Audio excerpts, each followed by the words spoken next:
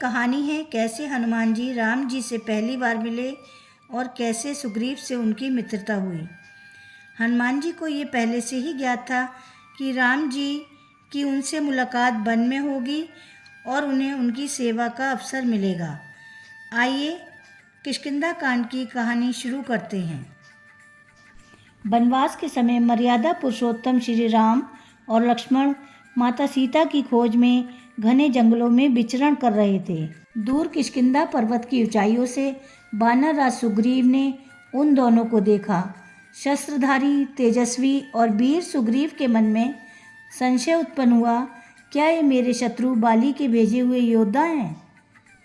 सत्य जानने के लिए सुग्रीव ने अपने प्रिय मंत्री महावीर हनुमान को बुलाया और आदेश दिया, हे हनुमान, इनका परिचय लो, परंतु अपने ब्राह्मण रूप में जाओ ताकि ये तुम्हें सहज ही अपना लें। हनुमान जी ने सरल वस्त्र धारण किए, माथे पर तिलक लगाया और एक विद्वान ब्राह्मण के रूप में राम लक्ष्मण के समीप पहुँचे।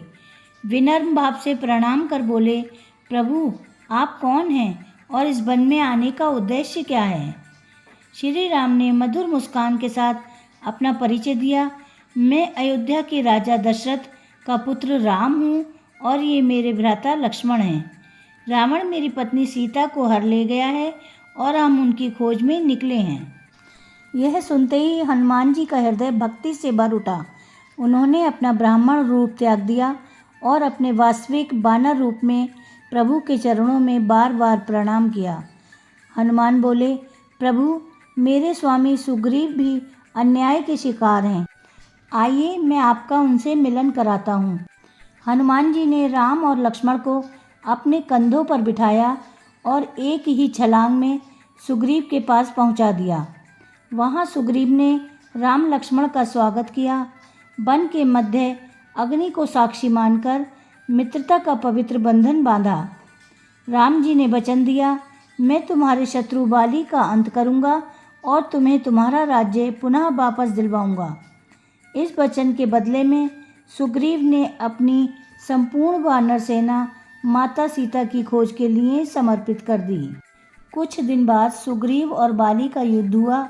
राम जी ने एक ही बाण में बाली का अंत कर दिया और सुग्रीव को किष्किंधा का राजा बनाया।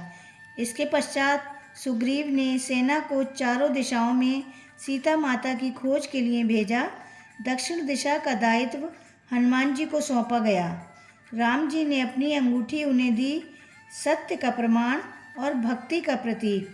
यहीं से प्रारंभ होती है राम, हनुमान और सुग्रीव की अमर मित्रता और लंका की ओर भव्य यात्रा का नया अध्याय। ये कथा हमें सिखाती है कि सत्य और न्याय के साथ निभाया गया मित्रता और भक्ति का बंधन सदैव अमर होता है।